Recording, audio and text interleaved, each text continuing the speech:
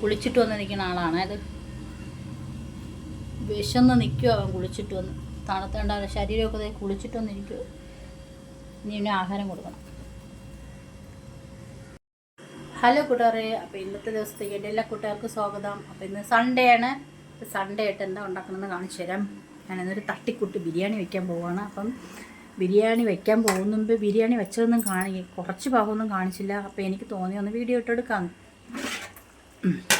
അപ്പം ഞാൻ ചോറ് കൈമാ റൈസിൻ്റെയാണ് വയ്ക്കണത്. 6 kg നെയ്യാണ്. അപ്പോൾ 6 kg നെയ്യ് വാങ്ങിച്ചിട്ടാണ് ഞാൻ ബിരിയാണി ഉണ്ടാക്കുന്നത്. അപ്പോൾ 6 kg നെയ്യ് നല്ല നെയ്യാണെന്നാണ് പറഞ്ഞത്. അപ്പോൾ ഞാൻ 6 kg പരസ്യമൊന്നുമല്ല, ഞാൻ 6 kg വാങ്ങിച്ചിട്ടുണ്ട് കേട്ടോ. അപ്പോൾ അത് വെച്ചാണ് ഞാൻ ചോറ് വേവിച്ച് വെച്ചിട്ടുണ്ട്. ഒരു 3/4 പാകമാക്കി വെച്ചിട്ടുണ്ട്. അടുപ്പിൽ ചിക്കനുണ്ട്. പിന്നെ ഞാൻ സലാഡ് ഉണ്ടാക്കി വെച്ചിട്ടുണ്ട്. പപ്പടം വറുത്ത് വെച്ചിട്ടുണ്ട്.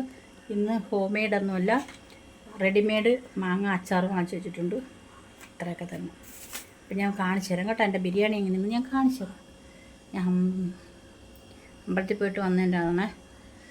തലവേദന എനിക്ക് ഇന്നലെ തൊട്ടുണ്ട്. സലാഡ് ഉണ്ടാക്കി വെച്ചിട്ടുണ്ട്. സലാഡ് ഇതേ ഉണ്ടാക്കി വെച്ചിട്ടുണ്ട്. പപ്പടം വറുത്ത് വെച്ചിട്ടുണ്ട്. ഇതിനകത്ത് പപ്പടമുണ്ട്.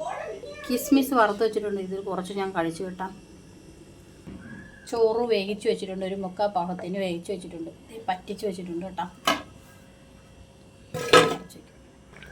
ചിക്കൻ്റെ കിടന്ന് തിളച്ച് മറിയുന്നു. അപ്പോൾ ഇത് വെന്തതിന് ശേഷം ഇത് ഒരു 3/4 കഴിയണം. അതായത് ഒരു 90% കഴിഞ്ഞതിന് ശേഷം നമുക്ക് ചോറ് തട്ടാം.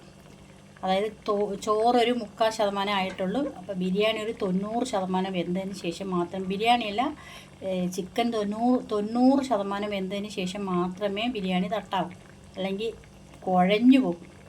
അപ്പോൾ ഇതൊന്ന് അടച്ച് വെച്ചിട്ട് എല്ലാതിന് ശേഷം കാണിച്ചു തരാം. അതിലിടേണ്ട മല്ലിയിലേക്ക് അരിഞ്ഞ് വെച്ചിട്ടുണ്ട് കേട്ടോ.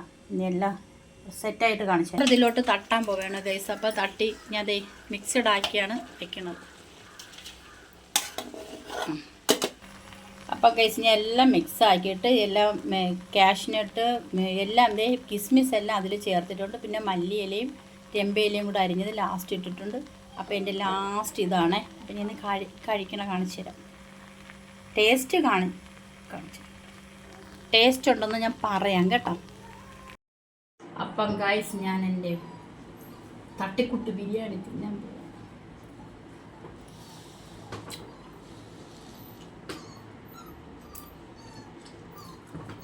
ഞാൻ തിന്നാ കൊള്ളാം. എൻ്റെ മോൻ കൊടുത്തോട്ടെ. പറഞ്ഞാൽ കൊള്ളാം. പിന്നെ സലാഡും പപ്പടം വെച്ച് അത് ചൂട് വിശക്കണം കേട്ടോ. വിശന്നിട്ടാണ് ഞാനിങ്ങനെ. ഇതാണ് എൻ്റെ കുഞ്ഞു വീഡിയോ. അപ്പം ഞാൻ ഇന്നൊരു തട്ടിക്കൂട്ട് ബിരിയാണി ഇട്ടാണ്. അപ്പോൾ കൊള്ളാം.